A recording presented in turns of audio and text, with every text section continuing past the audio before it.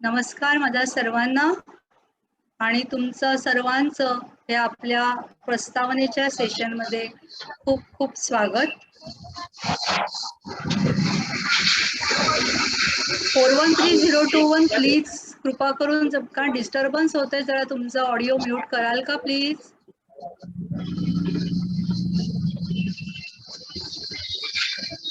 कोण आहे 413021 नंबर दाखवत आहेत ते स्क्रीनवर.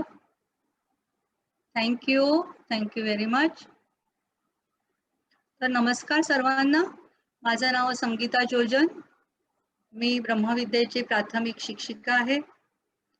मी सुद्धा नोकरी करते आणि हे वर्ग सुद्धा घेते. तर ब्रह्मविद्या ही काय आहे हे जाणून घेण्यासाठी आपण इथे जमलेलो आहोत. तर ब्रह्मविद्या, ब्रह्म आणि विद्या जर आपण याचे दोन भाग जर केले तर विद्या म्हणजे आपल्याला सर्वांना माहीतच आहे की विद्या म्हणजे नॉलेज आहे, ज्ञान आहे. आता ब्रह्म म्हणजे काय आहे, तर ब्रह्म म्हणजे हे अखिल विश्व जे आहे हे ब्रह्म, त्याला आपण म्हणू शकतो. तर हे ब्रह्म जे आहे हे अखिल विश्व आहे. या विश्वामध्ये सगळं काही बघितलं तर आपण सगळं कसं व्यवस्थित चाललेलं दिसतं आपल्याला, हो की नाही.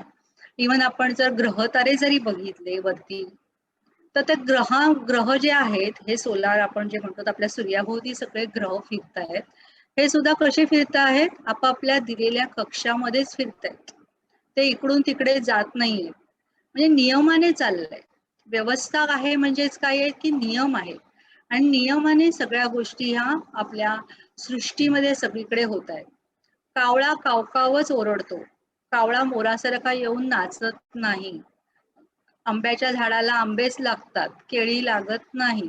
म्हणजे सगळीकडे कशी आपल्याला ह्या सृष्टीमध्ये सगळी व्यवस्था दिसते. आणि ही जी व्यवस्था आहे ही कोणीतरी चालवत असेल ना, तेव्हा ती व्यवस्था आहे. ही सगळी सृष्टीची चालते आहे, ही कोणीतरी चालवत असेल, हो की नाही. एखादी गोष्ट जर चालवायची असली तर त्याला शक्ती लागते आपल्याला, बरोबर आहे ना. एखादा भोवरा घेतला तर भोवरा चालवायचा आहे तर त्याला आपण काय करतो, दोरा गुंडाळतो आणि त्याला शक्ती लावतो आणि मग तो गोल फिरतो. म्हणजे कुठलीही गोष्ट जर असेल त्याला शक्ती लागते चालवण्यासाठी. तर ही शक्ती किंवा त्याला आपण परमेश्वर म्हणू, तर त्याला ब्रह्म संस्कृत मध्ये परमेश्वर असं म्हटलेलं आहे. आणि ही जी शक्ती आहे ही अखिल सृष्टीला चालवते आहे, ही अखिल विश्वामध्ये कार्यरत आहे आणि आपणही या विश्वाचे घटक आहोत. हे महत्वाचं आहे की आपणही या विश्वाचे घटक आहोत. म्हणजे ही शक्ती जी आहे ही आपल्यामध्ये सुद्धा कार्यरत आहे. मग ही शक्ती जी आपल्यामध्ये कार्यरत आहे, मग ह्या शक्तीचा उपयोग करून आपण आपलं जीवन व्यवस्थेमध्ये आणू शकतो. आणि ते कसं करायचं हेच आपण ह्या ब्रह्मविद्येमध्ये आपण शिकतो. तर बघा, आपण लहानपणापासून आपल्याला किंवा जसे मोठे होतो तसे आपण हे शिकलेलो आहोत की आपल्या मूलभूत गरजा काय आहेत. तर मूलभूत गरजा आपल्याला काय सांगितलेलं आहे की अन्न, वस्त्र आणि निवारा. या आपल्या 3 मूलभूत गोष्टी आपल्याला सांगितलेल्या आहेत. पण बघा, तुम्ही अन्नाशिवायही काही दिवस राहू शकता, वस्त्राशिवायही राहू शकता आणि निवाऱ्याशिवायही राहू शकता. पण आपल्याला हे शिकवल्यामुळे काय होतं की माणूस ह्याच्या पाठीमागेच धावतो, अन्न, वस्त्र, निवारा हे मिळवण्याच्या पाठीमागेच असला असतो. पण मग काय मूलभूत गरजा काय आहे, तर बघा आपण ब्रह्मविद्येमध्ये हे शिकतो की तुम्हाला मी सांगेन की 2 मिनिटं तुम्ही तुमचं नाक बंद करून ठेवा, तर काय होईल बरं. म्हणजेच काय की आपला श्वास आहे ही आपली मूलभूत गरज आहे. श्वासाशिवाय माणूस आपलं जीवनच कठीण आहे, आपण जीवन जगूच नाही शकत श्वासाशिवाय. मग हा श्वास आपला खरं ही बेसिक गरज आहे. पण आपला श्वास आहे हा येतो आणि जातो, आपोआप येतोय आणि आपोआप जातोय. तो काय आपण घेत नाही किंवा सोडत स्वतःहून काही करत नाही. लक्ष दिलं आपल्याला त्याच्याकडे तरच आपल्याला त्याच्याकडे लक्ष जातं. अदरवाईज तो येतोय आणि जातोय किंवा आपल्याला त्याच्यासाठी काय पैसे भरावे लागत नाही ना, बिल भरावं लागत नाही. तर आपल्याला मुबलक आहे आणि फुकट आहे. त्याच्यामुळे आपण आपल्या श्वासाकडे कधीच लक्ष देत नाही. आणि जसा श्वास आहे ना तशी दुसरी गोष्ट पण आपली मूलभूत आहे जी गरजेची आहे आपलं जीवन जगण्यासाठी, आणि ती म्हणजे विचार आहे. आपण विचाराशिवाय काय एक क्षणही राहू शकत नाही. मी तुम्हाला सांगितलं 2 मिनिटं विचाराशिवाय राहा बरं. तरी सुद्धा आपण 2 मिनिटं सुद्धा विचाराशिवाय राहू नाही शकत. 1 मिनिट सुद्धा आपण एक विचार केल्याशिवाय राहू नाही शकत. म्हणजेच काय की विचार जे आहेत हे आपले सतत चालू असतात. पण हे विचार आपण व्यवस्थित करतो का? योग्य रीतीने करतो का? हे आपल्याला पण कधी कोणी शिकवलं नाही. माणूस जन्माला येतो आणि जीवन जगतो. म्हणजे जन्माला आल्यापासून आपला मृत्यू होईपर्यंतचा जो काळ आहे ते आपण आपलं जीवन म्हणतो.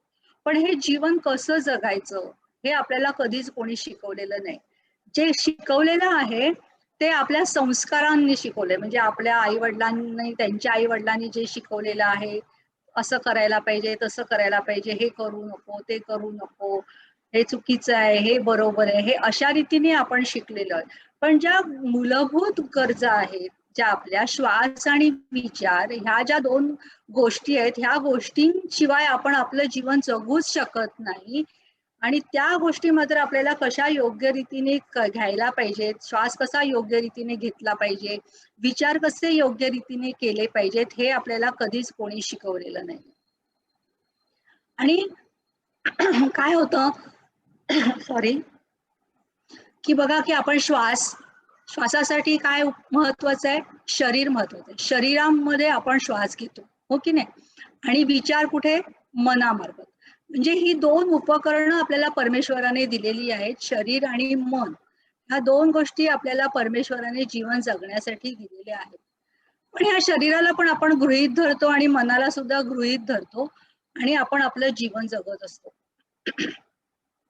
आता माझ्या शरीरासाठी हा श्वास महत्वाचा आहे हे आपल्याला माहित नाहीये आणि माझ्या मनासाठी विचार महत्वाचे आहे. मग शरीर आणि मन माझं जितकं सॉरी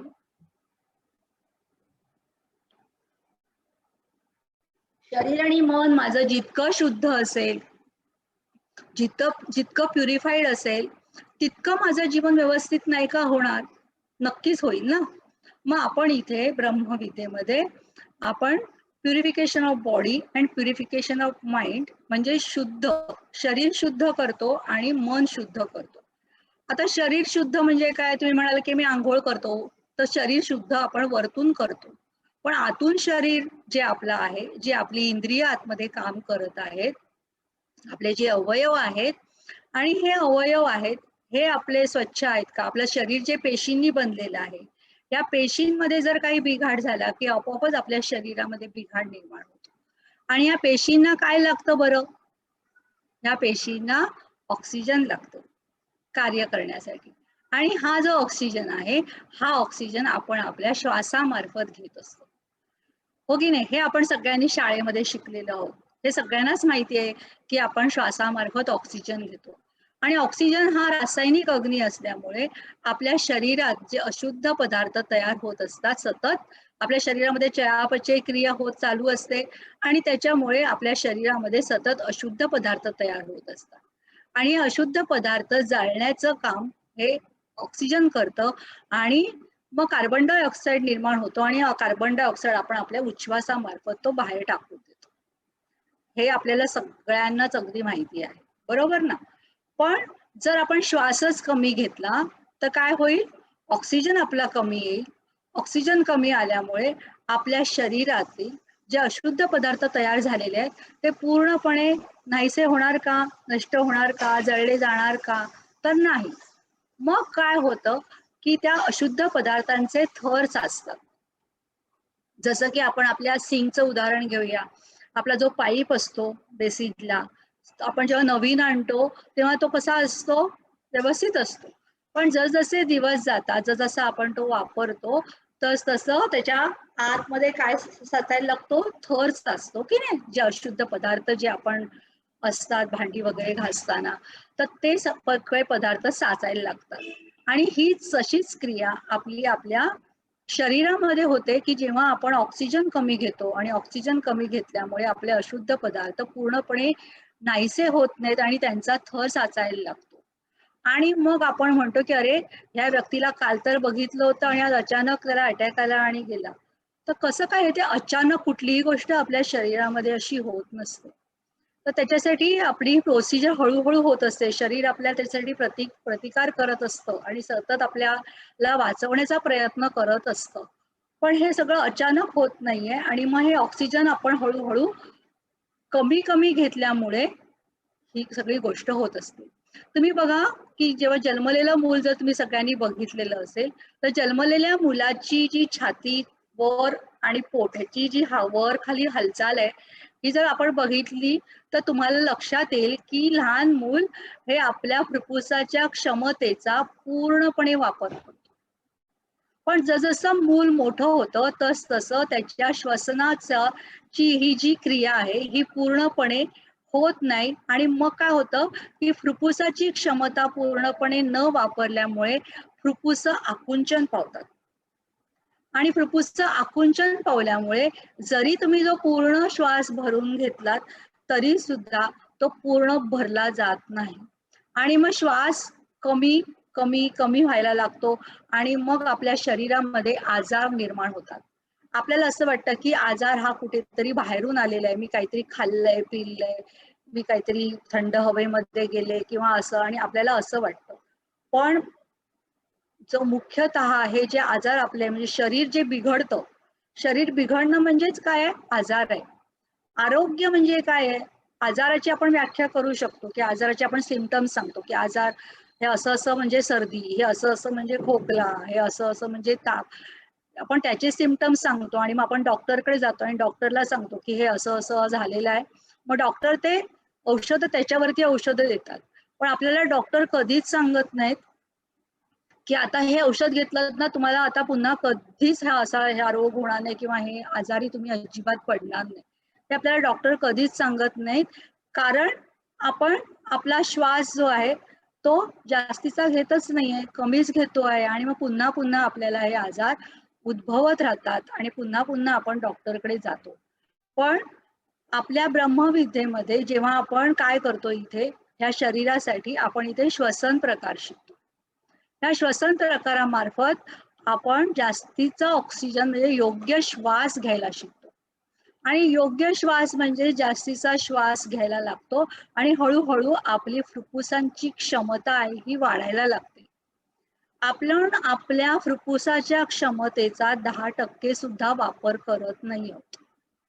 आणि जसजसे आपण हे ब्रीथिंग एक्सरसाइजेसचा आपण सराव करायला लागतो रोज आणि रोज, तर हळूहळू आपल्याला ती सवय लागते जास्तीचा श्वास घ्यायची आणि आपली फुफ्फुसांची क्षमता सुद्धा वाढते आणि मग फुफ्फुसाशी रिलेटेड जे आजार आहेत, दमा म्हणा, अस्थमा म्हणा, कुठलेही जे आजार आहे, सर्दी, खोकला, सायनसेस, हे डोकंदुखी, हे जे आहे ते पहिले निघून जायला मदत होते. आणि नंतर बाकीचे सुद्धा आजार आहेत.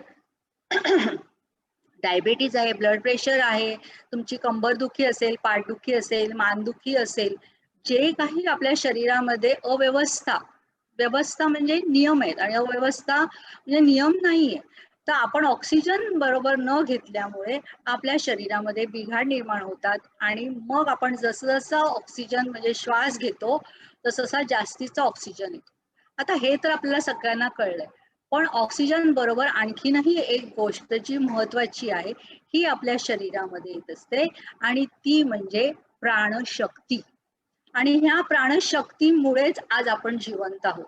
म्हणजेच काय की एखादी व्यक्ती जेव्हा मृत पावते तेव्हा काय होतं, की नेमकी प्राणशक्ती जी आहे ही कार्य करायची बंद करते आपल्या शरीरामध्ये आणि मग आपण कारण ते शरीर तर तसंच असतं ना, पण काय बंद होतं तर त्याच्यातली प्राणशक्ती जी आहे ती निघून जाते आणि मग आपण म्हणतो की तो माणूस मृत झाला म्हणून. तर ही प्राणशक्ती सुद्धा आपल्या प्रत्येक श्वासाबरोबर आपल्या शरीरामध्ये येत असते. आपल्याला ह्या ज्या 2 नाकपुड्या दिलेल्या आहेत, ह्या आपल्याला शोभेसाठी दिलेल्या नाहीयेत. आपण एका नाकपुड्याने सुद्धा श्वास घेऊ शकतो ना आणि सोडू शकतो. बरोबर आहे. मग आपल्याला 2 नाकपुड्या का दिल्या आहेत बघा? प्रत्येक पक्ष्याला आहेत, प्रत्येक प्राण्याला आहेत, सगळ्यांना 2 नाकपुड्या दिलेल्या आहेत. का बरं दिलेल्या आहेत आपल्याला 2 नाकपुड्या? कारण आपल्या उजव्या नाकपुडीतून धन प्राणशक्ती, पॉझिटिव्ह प्राणशक्ती घेतली जाते आणि डाव्या नाकपुडीतून ऋण प्राणशक्ती म्हणजे निगेटिव्ह प्राणशक्ती घेतली जाते. आपल्या नाकपुड्यांच्या मुळाशी 2 नाड्या आहेत, पिंगला आणि इडा. पिंगला नाडीतून धन प्राणशक्ती घेतली जाते आणि इडा नाकपुडीतून ऋण प्राणशक्ती घेतली जाते. आणि ह्या दोन्ही नाड्या ज्या आहेत हे आपल्या मज्जार्जीच्या पायथ्याशी मूलाधार चक्रामध्ये या प्राणशक्तीचा साठा केला जातो. जसा की आपल्या शहरामध्ये वीज पुरवठा करायचा आहे, तर वीज पुरवठा करण्यासाठी कुठेतरी काहीतरी एक केंद्र असतं ना, आणि मग त्या केंद्रांमध्ये ती साठवली जाते. आणि मग जशी जशी इंडस्ट्री एरियाला एवढी बाबा पाहिजे वीज, तिकडे पाठवा. रेसिडेन्शियल एरियाला एवढे पाहिजे वीज, तर तेवढी पाठवा. तर तसंच आपल्या शरीरामध्ये सुद्धा ही प्राणशक्ती जी आहे, ही प्राणशक्ती आपल्या मूलाधार चक्रामध्ये साठवली जाते आणि मग ती आपल्या पूर्ण शरीरामध्ये पाठवली जाते. आता ही जी प्राणशक्ती जी आहे, ही प्राणशक्ती आपल्या मेंदूचं कार्य व्यवस्थित ठेवण्यासाठी, आपल्या मज्जातंतूचं कार्य मज्जातंतूंचं कार्य व्यवस्थित ठेवण्यासाठी ह्या प्राणशक्तीचा उपयोग होतो. तसेच आपल्या शरीरामध्ये जी उष्णता समप्रमाणात राखली जाते, ती ह्या प्राणशक्तीमुळेच राखली जाते. जेव्हा प्राणशक्ती शरीरातनं काम करायचं बंद होते, तेव्हा शरीर काय होतं, थंड पडतं ना. तसंच आपल्या शरीरामध्ये जी प्राणशक्ती ज्या भागामध्ये पोचत नाही, त्या भागातल्या ज्या रक्तवाहिन्या आहेत, त्या रक्तवाहिन्या काय होतात, कडक होतात. त्या लवचिकपणा तिकडे राहत नाही ना. कारण जिकडे गरम आहे तिथेच त्या रक्तवाहिन्या आहेत, त्या लवचिक होतात. आणि जिथे या रक्तवाहिन्या कडक होतात म्हणजेच तिकडे ती प्राणशक्ती आपली पुरवली जात नाहीये. तर प्राणशक्ती आणि ऑक्सिजन ह्या दोन्ही गोष्टी आपल्याला महत्वाच्या आहेत आपल्या शरीरासाठी. कारण प्राणशक्ती जी आहे ही आपल्या इलेक्ट्रिसिटीवरती इलेक्ट्रिसिटी आपल्याला माहिती आहे. इलेक्ट्रिसिटीमध्ये सुद्धा आपल्याला 2 हे लागतात, एक पॉझिटिव्ह आणि निगेटिव्ह 2 टोकं असतात. आणि तेव्हा जे असतात तेव्हा तो प्रवाह व्यवस्थित आपला इलेक्ट्रिसिटीचा होतो. तसंच आहे की आपल्याला पॉझिटिव्ह प्राणशक्ती आणि निगेटिव्ह प्राणशक्ती हे दोन्ही महत्वाचे आहेत. आणि ह्या दोन्ही शक्तींचं, दोन्ही पॉझिटिव्ह आणि निगेटिव्हचं जेव्हा बॅलन्स होतं, संतुलन होतं, तेव्हा शरीरामध्ये आरोग्य राखलं जातं. जेव्हा ह्या प्राणशक्तीचं शरीरामध्ये असंतुलन होतं, तेव्हा शरीरामध्ये आजार निर्माण होतात. म्हणजे बघा की जसा जास्तीचा आपण श्वास घेतला, योग्य रीतीने श्वास घेतला, तर जास्तीचा ऑक्सिजन येणार आहे, तशीच जास्तीची प्राणशक्ती सुद्धा आपल्या शरीरामध्ये येणार आहे आणि आपल्या शरीरामध्ये आरोग्य प्रस्थापित होणार आहे. आणि म्हणूनच आपण इथे म्हणतो की ब्रह्मविद्या हे औषध नाहीये कुठल्याही रोगाचं, पण आपण मुळापासून तिथे काम होतं, त्याच्यामुळे कुठलाही आजार निघून जाण्यासाठी हे श्वसन प्रकार आपल्याला उपयोगी होतात. तर इथे आपण काय शिकतो, प्राणायाम शिकतो आणि 8 आध्यात्मिक श्वसन प्रकार शिकतो. आणि 8 आध्यात्मिक ह्याला अशासाठीच म्हटलेलं आहे की कारण ती प्राणशक्ती आपण योग्य रीतीने त्या श्वसन प्रकारामार्फत आपण आपल्या शरीरामध्ये घेतो आणि त्यामुळे आपल्या शरीरामध्ये आरोग्य प्रस्थापित व्हायला मदत होते. आणि आता हे झालं आपल्या शरीराबद्दल. पण नुसतं शरीर आपलं व्यवस्थित आहे आणि आपलं मन जर व्यवस्थित नाहीये, तर काय होईल बरं? तर बघा, मन आणि शरीर हे आपल्याला दोन्ही वेगवेगळे वाटतात की मन वेगळं आहे आणि शरीर वेगळं आहे, पण नाहीये. शरीर आणि मन हे दोन्ही एकमेकांशी जोडलेले आहेत. शरीराचा परिणाम मनावर होत असतो आणि मनाचा परिणाम शरीरावर होत असतो. जर मन उदाहरणार्थ जर तुम्हाला भीती वाटली तर पोटामध्ये गोळा येतो, हो की नाही? भीतीने पोटात गोळा येतो, रागाने तुमचं शरीर थरथरायला लागतं, श्वास किती जोरजोरात व्हायला लागतो, हो की नाही? किंवा आपण लोणचं किंवा एखाद्या आंबट कैरी, चिंच असं म्हटलं की तोंडामध्ये पाणी येतं. म्हणजे विचार कुठे आला, आपल्या मनात आला, पण त्याचा परिणाम कुठे झाला, आपल्या शरीरावर झाला. हे सांगण्यासाठी छोटीशी काही उदाहरणं तुम्हाला मी दिली. म्हणजेच काय की आपलं शरीर आणि मन हे दोन्ही जोडलेलं आहे. मग नुसतंच शरीर आपण शुद्ध करून चालेल का? तर नाही. तर त्यासाठी मन सुद्धा आपण शुद्ध केलं पाहिजे. मग मनाचं शुद्धीकरण आपण कसं करतो? तर मनाचं शुद्धीकरण म्हणजेच काय की विचार योग्य करणं. तर बघा, आपण सकाळपासून रात्री झोपेपर्यंत लाखो विचार करतो. पण हे लाखो विचार जे असतात ना, त्याच्यातले बहुतांशी विचार जे असतात हे नकारात्मक असतात. आता तर सध्या आपण कोरोनाच्या बातम्या बितम्या वाचतोय, ऐकतोय. कोणाला काय झालेलं ऐकतोय, बघतोय आणि त्याच्यामुळे मनामध्ये आपल्या किती भीती, किती नकारात्मक विचार सतत सतत येत असतात, नाही का? किंवा इतरही गोष्टी, की एखादी गोष्ट मला कोणी करायला सांगितली, नाही नाही बाबा मला नाही जमणार, मी नाही ते करू शकणार. असे खूप साऱ्या गोष्टी असतात आणि त्यामुळे आपण आपल्या जीवनामध्ये आपल्याला खूप वाटत असतं, की मला हे हवंय, मला ते हवंय, मला इकडे जायचंय, तिथे जायचंय, मला हे मिळवायचंय, ते मिळवायचं आहे. पण आपण काय करू शकत नाही, कारण का? आपल्या ह्या नकारात्मक विचारांमुळे. आणि मग आपल्याला यश प्राप्त करायचं असेल, आपल्याला जे हवं ते आपल्या जीवनामध्ये मिळवायचं असेल, तर त्याच्यासाठी आपण इथे मनासाठी आपण मानसिक व्यायाम त्याला म्हणूया. जसं आपण शारीरिक श्वसन प्रकार शिकतो, तसेच इथे मानसिक व्यायाम म्हणजेच काय आहे, की ध्यानाच्या साध्या सोप्या पद्धती आपण इथे शिकतो. आता ध्यानाने काय होतं बरं? ध्यानाने आपण आपलं शरीरामार्फत आपल्या मनामध्ये हे विचार आहेत, जे सत्य आहेत, हे विचार आपण आपल्या मनामध्ये सोडतो आणि मग हळूहळू ते विचार आपल्या नकारात्मक विचारांची जागा घेतात आणि मग आपल्याला आपण जीवनामध्ये सकारात्मक विचार करायला शिकतो. आणि मग आपोआप जसे आपण जसा माणूस विचार करतो तसा तो असतो. म्हणून बघा प्रत्येक व्यक्ती वेगळी आहे. प्रत्येक व्यक्ती सारखी आहे का? प्रत्येकाला 2 डोळे, नाक सगळं सारखं दिलंय परमेश्वराने. पण तरी सुद्धा प्रत्येक इव्हन आतली अवयव पण सगळ्यांचे सारखे आहेत. सगळं सेम दिलेलं आहे. पण तरी सुद्धा ती प्रत्येक व्यक्ती वेगळी का आहे? कारण ती व्यक्ती तसा विचार करते, तशी ती असते. मग आपल्याला आतापर्यंत जीवन जगण्यासाठी जर ह्या श्वास आणि विचार ह्या जर महत्वाच्या गोष्टी आहेत, हे आपल्याला कधी कोणी शिकवलेलं नाहीये. तर इथे आपण आपले श्वास योग्य करायला शिकतो आणि विचार योग्य करायला शिकतो. त्याच्याशिवायही आपण इथे आणखीनही शिकतो आणि ते म्हणजे की जीवनाचे नियम शिकतो. बघा नियम जिकडे असते तिकडे व्यवस्था असते. आता मी राहते भारतामध्ये, महाराष्ट्रामध्ये राहते, महाराष्ट्रामध्ये मी मुंबईमध्ये राहते. तर भारताचे काही नियम आहेत, मुंबईचे काही नियम आहेत, महाराष्ट्राचे काही नियम आहेत, माझ्या ऑफिसचे काही नियम आहेत, माझ्या घराचे नियम आहेत, माझ्या सोसायटीचे काही नियम आहेत. आपण जिथे कुठे जाऊ भौतिक जगामध्ये बघू तर प्रत्येक ठिकाणी नियम आहेत. आपल्या ट्रॅफिकचे नियम आहेत.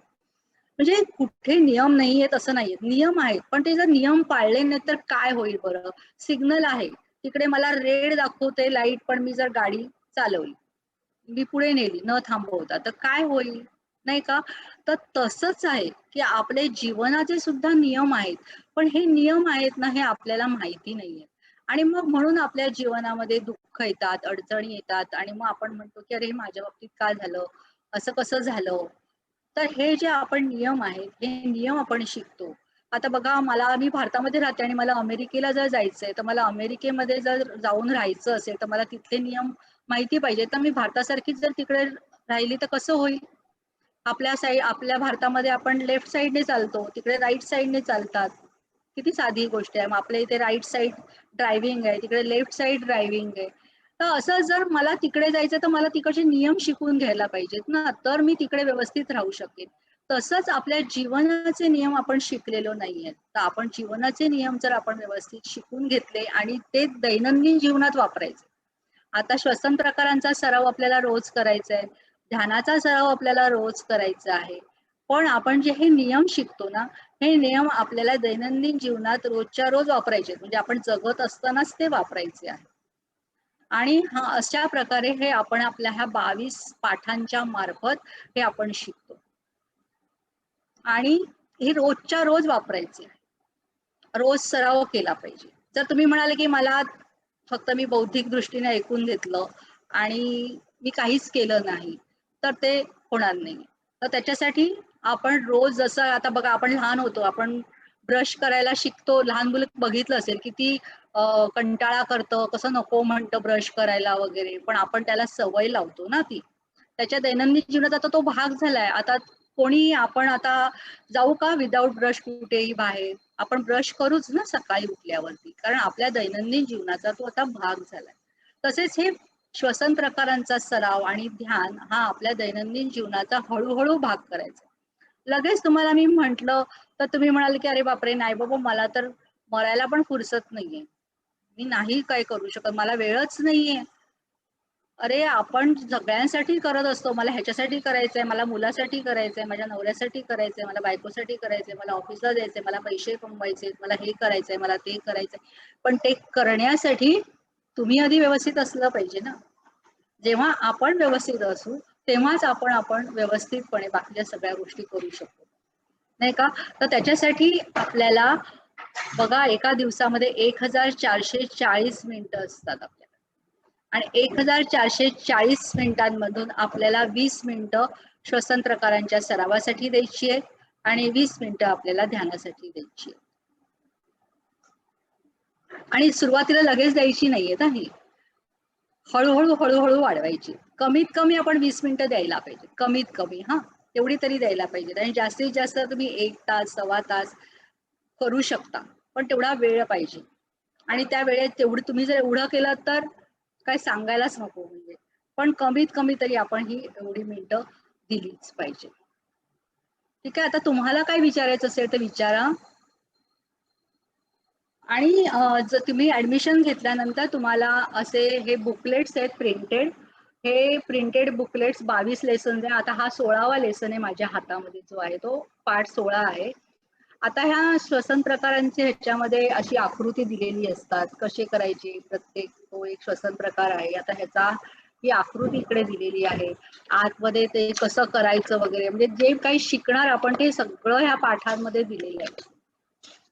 आता 16वा लेसन आहे. तर हे असे 22 लेसन तुम्हाला घरी मिळणार आहे, कुरिअर मार्फत तुम्हाला पाठवून दिले जाणार आहे. का? कारण जेव्हा आपले 6 महिने पूर्ण होणार, 6 महिन्यानंतर तुम्हाला पुन्हा तुम्ही हे वापरू शकता, बघू शकता. कारण इथे 1.5 तासामध्ये आपण जे शिकणार ते काय तुम्हाला सगळंच लक्षात राहणार किंवा लक्षात राहील किंवा नाही राहील, तर तुम्ही हे पुन्हा रिफर करू शकता. आणि त्याच्यासाठी तुम्हाला हे घरी पाठवले जाते. तुम्हाला काही विचारायचं असेल तर तुम्ही नक्की विचारा.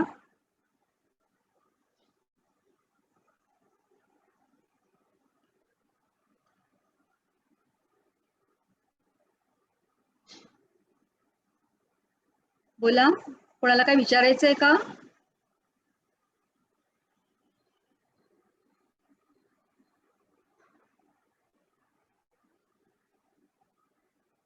अनम्यूट करा आणि बोला.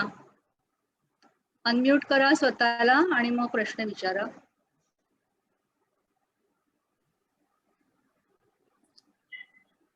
नाही, मला तरी काही विचारायचं नाहीये. आणखी कोणाला? हे सेशन्स वीकली असणार आहेत का? हो, हे वीकली असणार आहे. दर शनिवारी संध्याकाळी 7 ते 8:30 असणार आहे. आता हे वीकली का घेणार आपण? का नाही आपण 22 सलग शिकवले? तर आपण जे शिकतो ना ते प्रत्येक वेळेला नवीन नवीन असणार आहे तुमच्यासाठी. म्हणजे आपला एक खजिना आहे, आणि खजिन्यात तर प्रत्येक वेळेला तुम्हाला नवीन नवीन एक गोष्ट मिळणार आहे. आणि मग त्याचं काय करायचं, तुम्ही तो सराव करायचा आहे 8 दिवस, प्रॅक्टिस करायची. आणि म्हणून तुम्हाला हा वेळ दिलेला आहे, आणि म्हणूनच आपल्या आठवड्यातून 1 दिवस असणार. आणि ह्याचं सर्टिफिकेट वगैरे पण आपण का देत नाही? कारण बघा, आता आपण 5वी पास झालो, 10वी पास झालो, 10वीला कोणाला 95% सुद्धा मार्क मिळाले असेल, 99% मार्क मिळाले, त्याचं सर्टिफिकेट पण आपल्याला मिळालं. पण आपल्या लक्षात आहे का आता त्याच्यातलं काही? कारण आपण आता वापरत नाही ना ते ज्ञान. तर आता हे जे आपण इथे शिकणार आहोत, हे आता आपण जोपर्यंत आहोत तोपर्यंत आपण त्याचा सराव करणारच आहोत, नाही का? तर त्याच्यासाठी इथे आपण कुठल्याही सर्टिफिकेट पण देत नाही, कारण आपल्या दैनंदिन जीवनाचाच हा भाग होऊन जातो. Okay okay.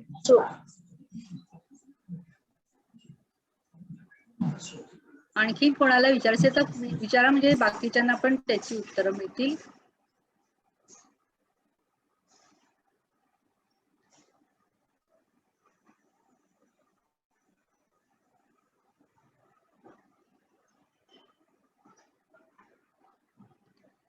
एक महत्वाचं सांगायचं राहिलं, हे जे आहे हे ऑनलाईन जरी असले तरी सुद्धा ऑनलाईनच आपल्याला सगळे हे रजिस्ट्रेशन आणि करायचं आहे, आणि ऑनलाईनच पेमेंट आपल्याला करायचं आहे. तर आपले हे जे पेमेंट आहे हे 5000 रुपीज आहे आपल्या ह्या 22 लेसन्सचं. हे सांगायचं राहिलं. आणि तुम्ही पण कोणी विचारलं नाही किती फी? नाही, तुम्ही मेन्शन केली आहे मॅडम आधीच, म्हणून मग नाही विचारलं. Okay okay okay. किती होतं?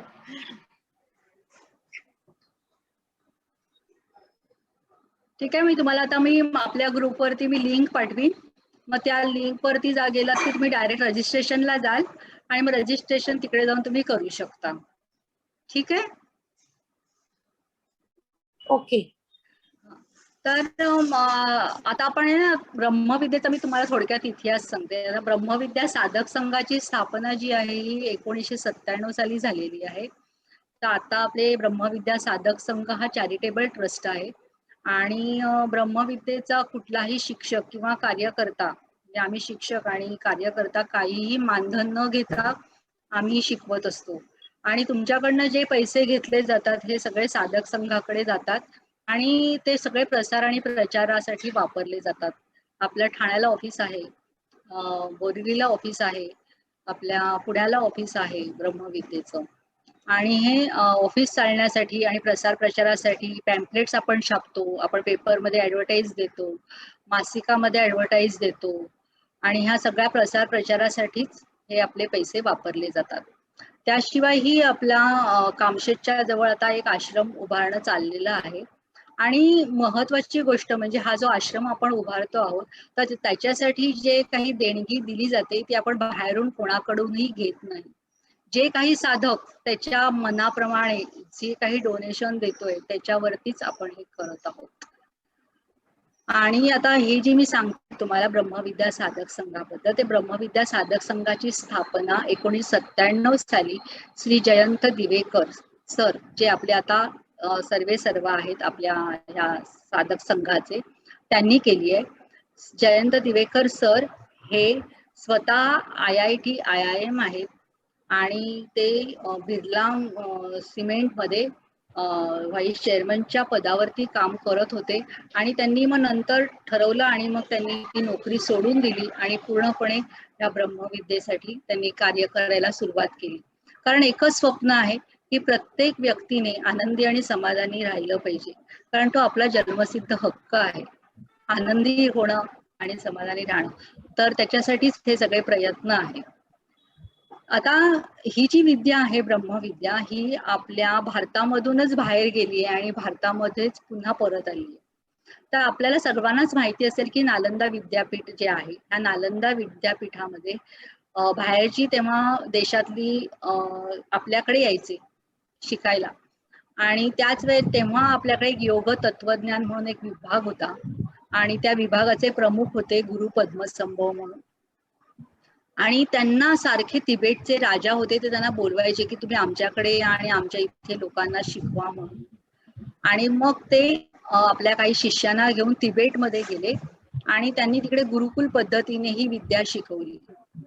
आणि लंडन मधले एक गृहस्थ एडविन जॉन डिंगल, त्यांना हे वाटलं की शिकावी ही विद्या आणि त्या काळामध्ये त्यांनी 1800 काळामध्ये ते गेले.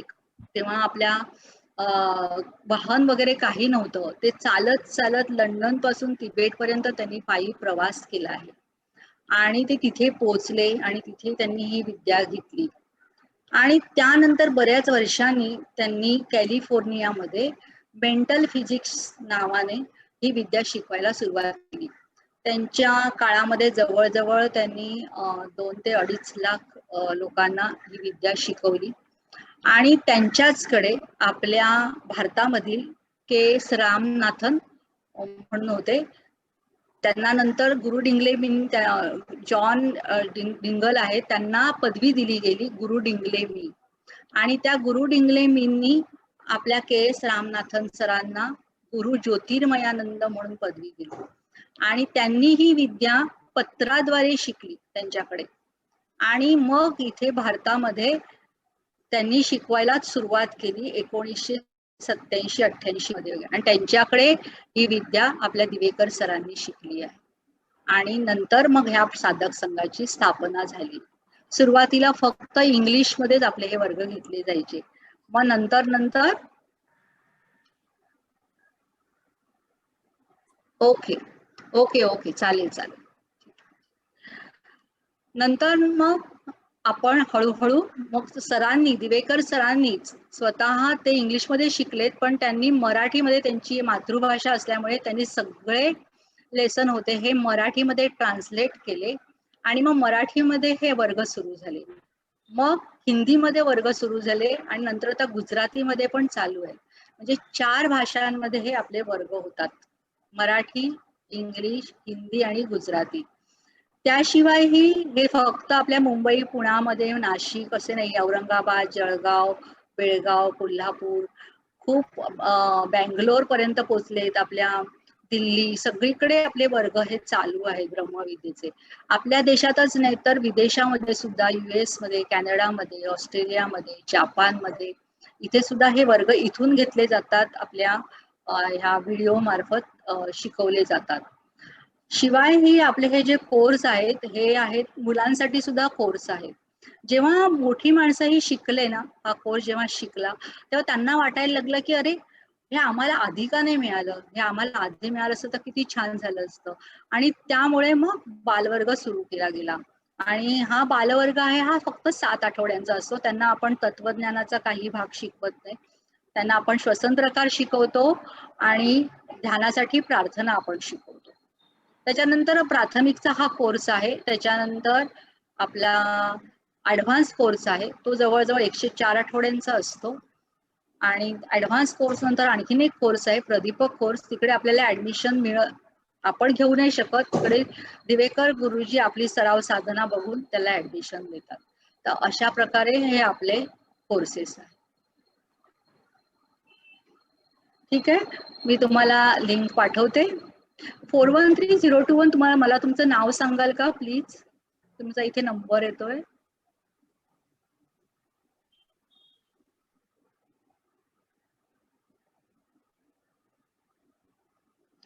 ठीक आहे, थांबूया मग आपण. कोणाला काय विचारायचं असेल तर विचारा, नाही तर आपण थांबूया मग. Thank you ma'am. आता आपण वर्ग संपवताना सुद्धा प्रार्थना म्हणतो, मग मी ती प्रार्थना म्हणते आणि मग आपण आपला वर्ग संपवतो.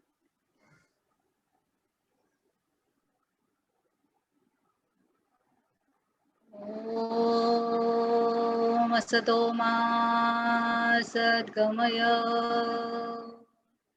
तमसो मा ज्योतिर्गमय मृत्योन्मामृतं गमय. ओम शांती शांती शांती.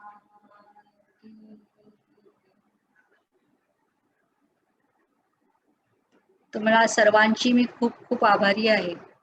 धन्यवाद.